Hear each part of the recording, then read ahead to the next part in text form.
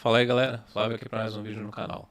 No vídeo de hoje a gente vai tentar ler um arquivo CSV e ver os impactos de performance da leitura desse arquivo CSV, entender algumas situações quando a gente está trabalhando com arquivos maiores, qual é o impacto disso e principalmente como a gente resolve isso através de programação concorrente. No caso usando Golang, a gente vai trabalhar com GoRoutines. Então bora aí para mais um vídeo. Espero que vocês gostem. Até lá.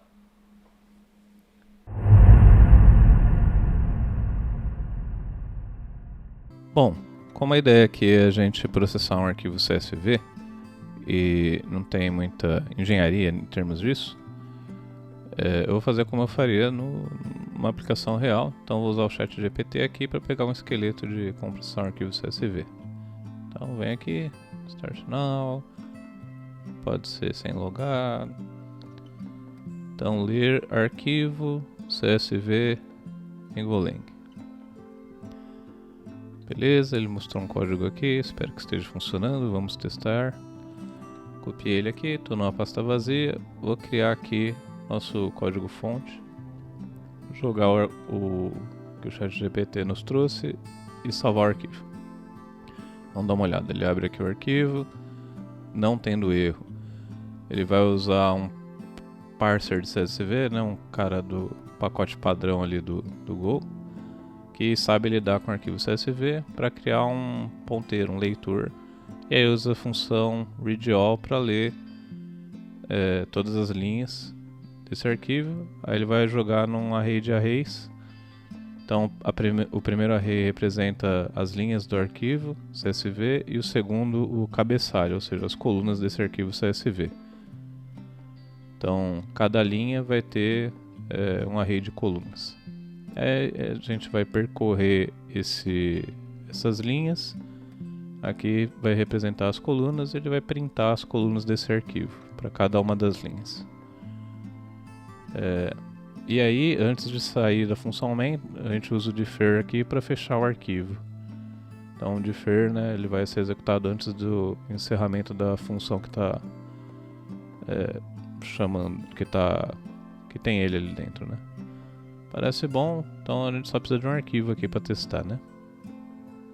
Para fazer isso, a gente vai usar o site Kaggle, que é muito utilizado principalmente para machine learning, né? Para fazer predições, esse tipo de coisa.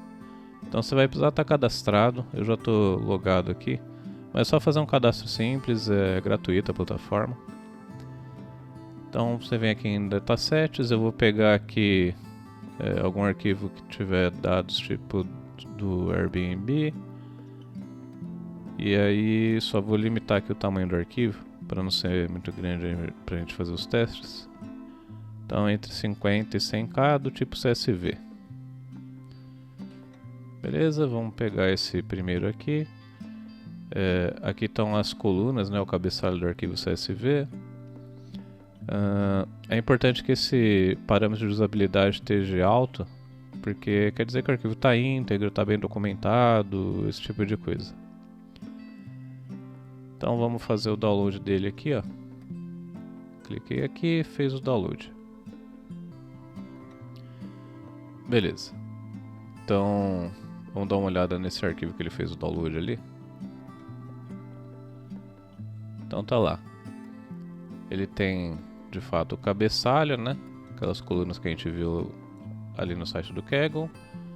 E as linhas. Primeira linha, segunda linha e por aí vai.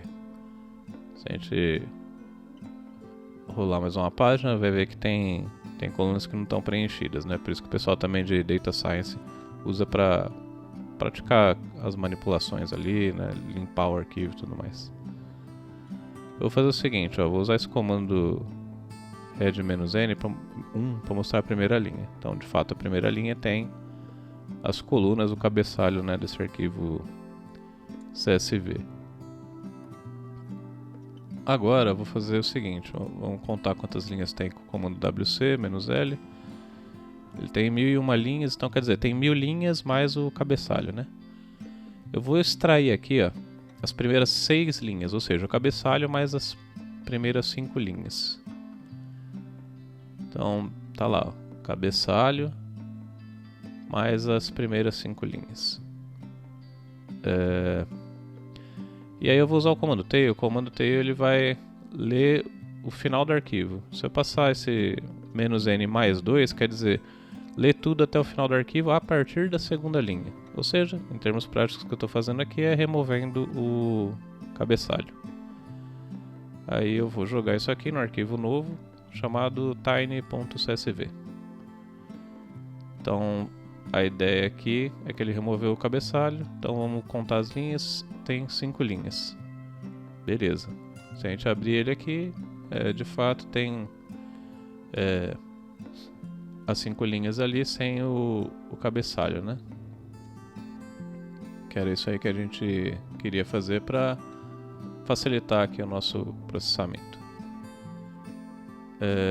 Ao invés de passar o nome do arquivo direto, eu vou usar aqui a biblioteca padrão do Go também, esse pacote flag, que é bem interessante, para a gente passar parâmetros por linha de comando, né? Então eu vou dar o nome de "-f" aqui, então lá no CLI eu vou usar "-f".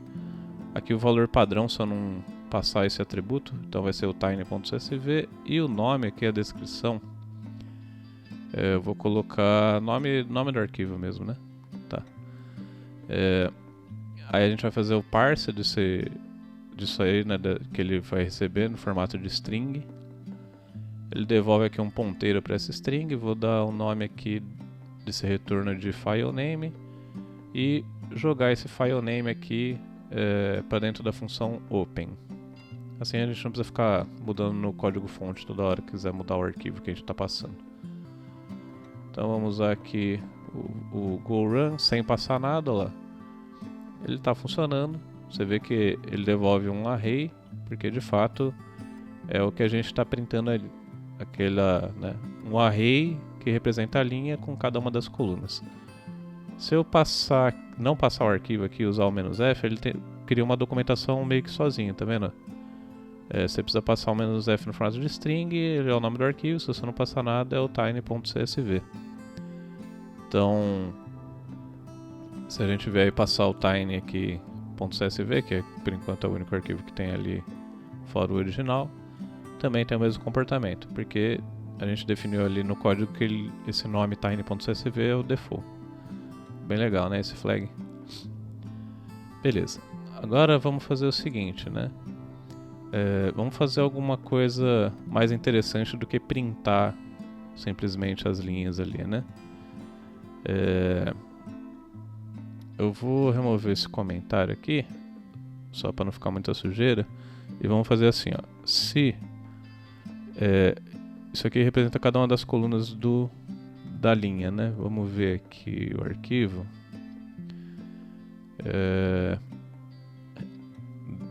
No original ali as colunas a gente tem 0, 1, 2, 3, 4, 5, 6. Então, ó, os comentários ele tá no índice 6, né? Contando a partir do 0. Então, aqui eu tô pegando os comentários. Então eu quero saber o seguinte, ó. Se nos comentários tem alguma coisa. Então eu vou usar aqui a função contains do pacote string. Essa função contains, ele vai procurar uma substring dentro da string, né? Então, ó lá, eu vou procurar alguma coisa dentro dessa coluna de comentários. Vamos só colocar aqui aspas vazia mesmo. Aí vamos ver lá no arquivo o que a gente vai procurar. Vamos ver se tem comentário negativo com palavra bad. Vamos ver, não. E com a palavra good. Beleza, com good tem 2 ali, né? Tá, então vamos procurar good. Então, se nos comentários tiver a palavra good, a ideia é a gente mostrar que a gente recebeu um review positivo, né? Então,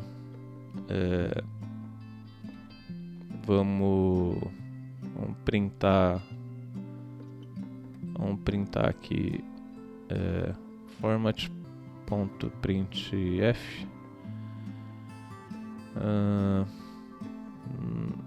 Nós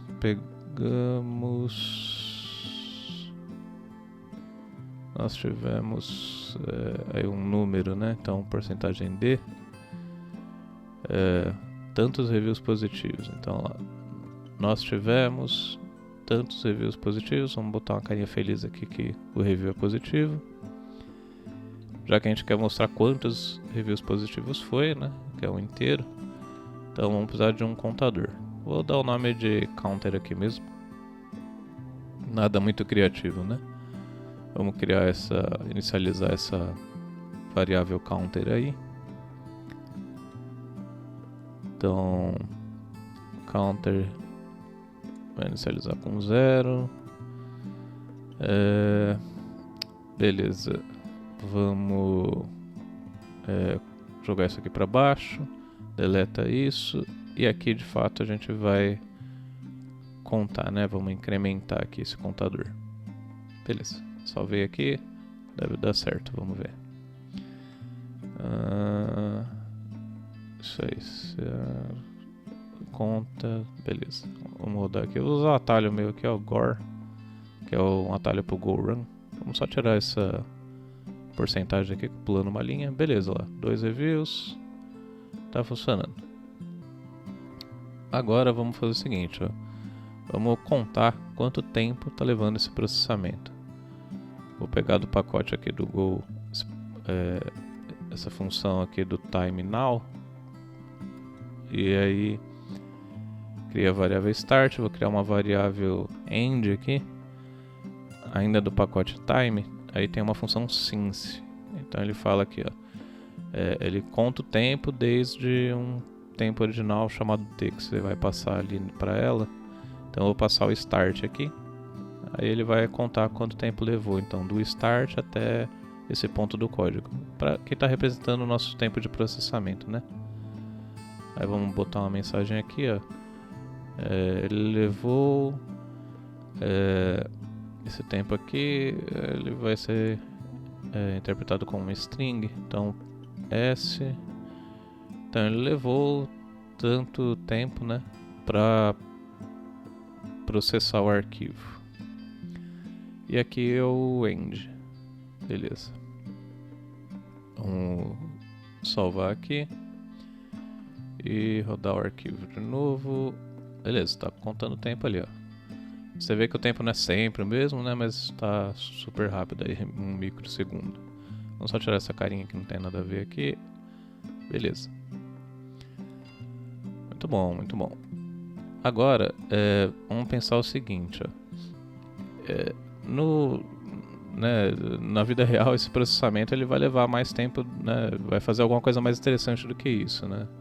Aqui está super rápido porque eu só estou fazendo um if e uma contagem. Então, para simular um processamento mais real, eu vou colocar um sleep aqui para contar um tempo. Aí simulando, né,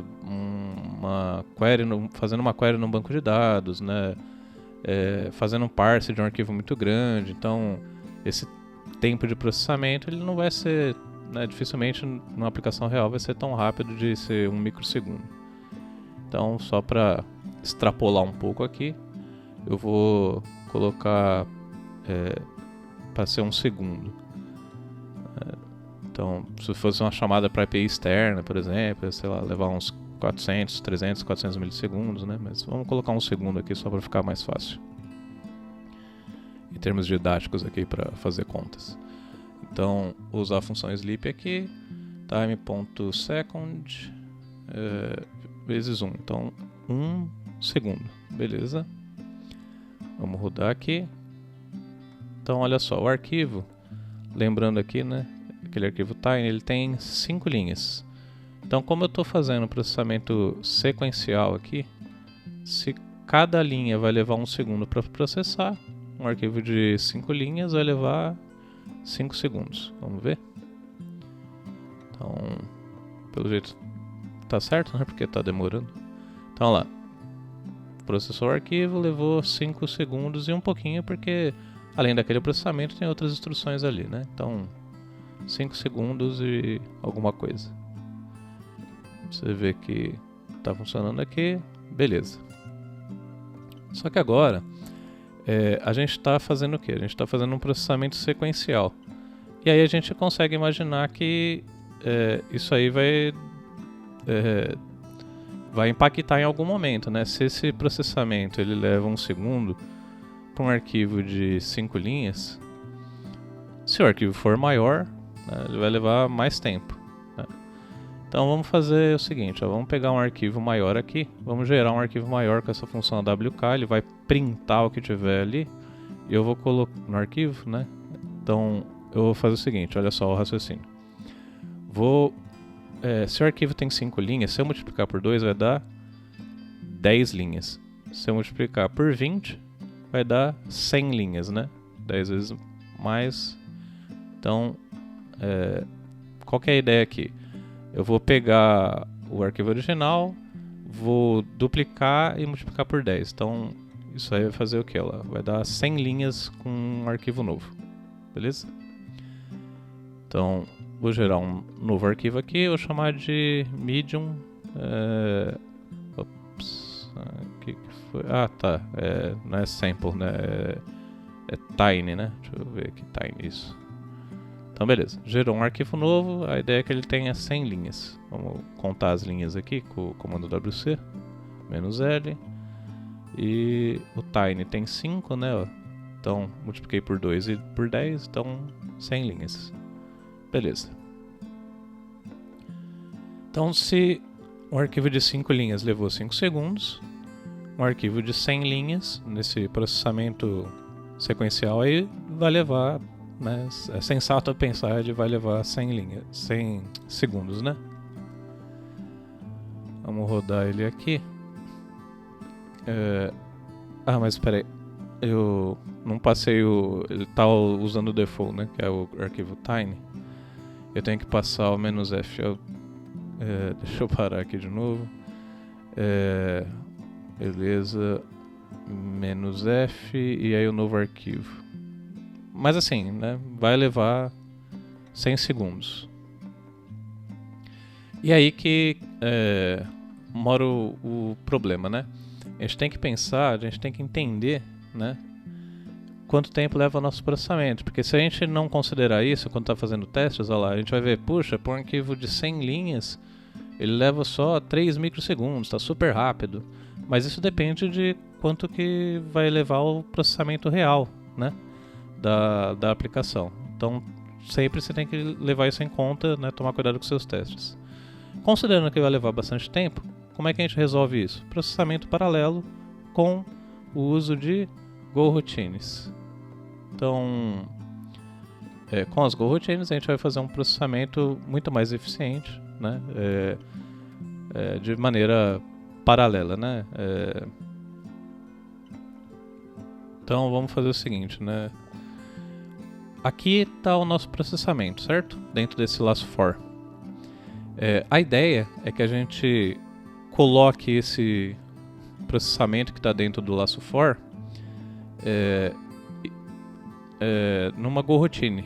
E aí a gente dispare tantas coroutines quanto forem necessárias de maneira paralela, ou eu devia dizer, né, concorrente, né? Porque não vai ser 100% paralela, mas o comportamento vai ser como se fosse paralelo. Então olha só, ela vai receber o contador, né, vai receber o ponteiro desse contador aqui, eu vou chamar de C aqui dentro dessa função anônima. E aí eu vou passar esse contador que está lá do lado de fora. Então estou jogando esse contador do lado de fora da coroutine como um argumento para dentro dessa função anônima. Esse argumento aqui ele vai ser vai pegar a área de memória dele, né, o valor que tiver nessa variável, jogar aqui para dentro como C, e eu vou pegar um ponteiro dela. Então olha só, recapitulando, tem esse contador, eu vou pegar a área de memória dela, para onde ele, né, tem o valor dela, vou passar para dentro da função como C e vou pegar esse ponteiro dela aqui. Então, basicamente, estou passando o contador para dentro da GoRoutine, só que tem que estar dentro do laço for, né? Porque a ideia é a gente disparar tantas GoRoutines quanto tiverem linhas no arquivo, para fazer esse processamento 100% paralelo aí, né? Então, vamos rodar agora. 10 microsegundos. Então, a gente vê que tem alguma coisa errada, né? Porque se o processamento levou 1 segundo, como ele levou 10 microsegundos? Tem que levar mais ou menos 1 segundo. Então, a gente vai usar wait groups. É isso que está faltando aqui. O que é wait group? É uma forma da gente esperar o trabalho das GoRoutines concluir. Então,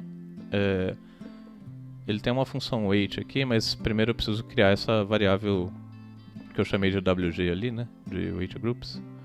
Vamos criar ela... pode ser aqui mesmo. Então, olha só. Essa variável WG, ela vai receber do pacote sync. Então a gente tem o pacote sync aqui, deixa eu só importar ele. Do pacote sync esse wait groups. Então esse wait, olha lá, ele fala aqui, olha, ele vai bloquear até que a contagem seja 0. O que é essa contagem? A ideia é que para cada GoRoutine que eu disparar, eu incremente um contador desse wait group. E aí, é assim que ele vai saber quantas GoRoutines ele tem que ficar aguardando, ele tem que ficar esperando ser concluídas, né? Então, a gente poderia criar aqui fora, né, do laço for um wait group add com o tamanho do length, mas eu vou, para ficar mais fácil de ver aqui, né, eu vou criar dentro do laço for para adicionar cada passada do laço for. Então, seja lá quantas GoRoutines forem disparadas, eu vou incrementar esse contador em uma unidade. E aí, cada vez que terminar de executar a GoRoutine, né, antes de sair, eu vou dar um done. Esse done basicamente vai decrementar esse wait group. Então, cada GoRoutine vai ficar incrementando. Quando der o done, ele vai decrementando. E a ideia é que quando ficar igual a 0, aí ele vai desbloquear aí, né, passar dessa linha 50. Enquanto tiver esse wait group com um valor diferente de 0, ele vai ficar travado, bloqueado ali o programa esperando essa linha 50. Como o processamento é paralelo, a ideia é que leve 1 segundo, né? Em torno de 1 segundo. Então, olha lá, de fato levou 1 segundo e ele encontrou 2 reviews positivos. Então, olha só, aqui tudo bem, ele tá, eu tô com aquele arquivo padrão lá, o Tiny, né? Vamos fazer o seguinte, ó. Vamos criar um outro aqui. Eu vou chamar de large, porque eu vou aumentar bem mais o número de linhas. Então, olha só. Antes a gente tinha no arquivo original 5 linhas. Vou multiplicar por 2, vai dar 10 linhas, vezes 0, 100 linhas, 1000 linhas, 10.000 linhas, 100.000 linhas. Então agora a ideia é que a gente tem um arquivo de 100.000 linhas. Vamos confirmar aqui, ó. Beleza, 100.000 linhas. Então um arquivo bem maior, mais pesadão, né? Inclusive vamos ver o tamanho dele aqui com o DU, "-h". Olha lá, já é um arquivo de 36 MB. Já é um arquivo mais parrudo, vamos dizer assim, né? O Tiny tinha só 4K. Então, beleza, é um arquivo bem mais pesado para processar. E aí a gente vai ver a vantagem de fato de usar as GoRoutines, né? Então, a ideia é que ele execute, né, dispare aí 100.000 GoRoutines para fazer o processamento paralelo. Vamos só fazer uma conta aqui, ó. No processamento serial, se a gente fosse 100.000 dividido por 60 segundos, vai dar isso aqui minutos.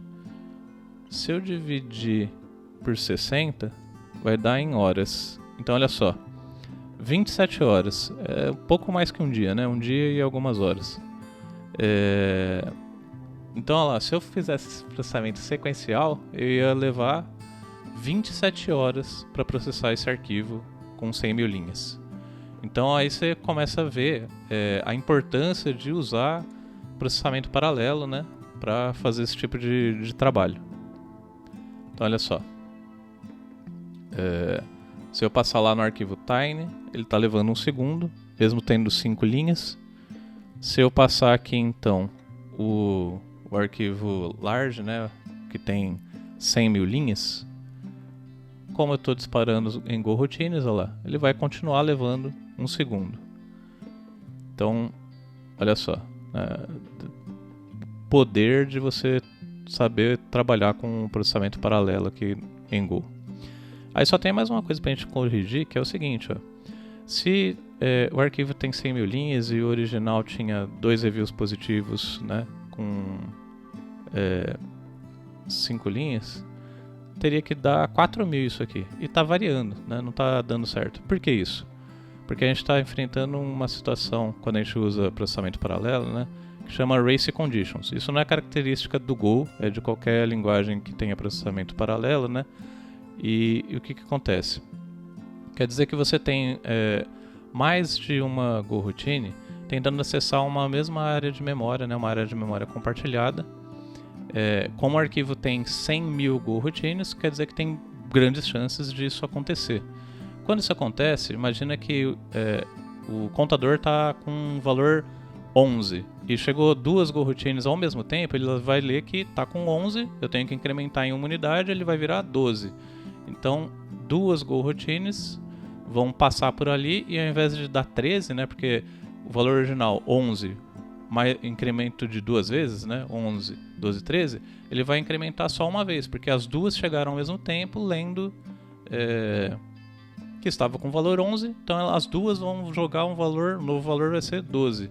Por isso que a contagem ali dá menos do que deveria.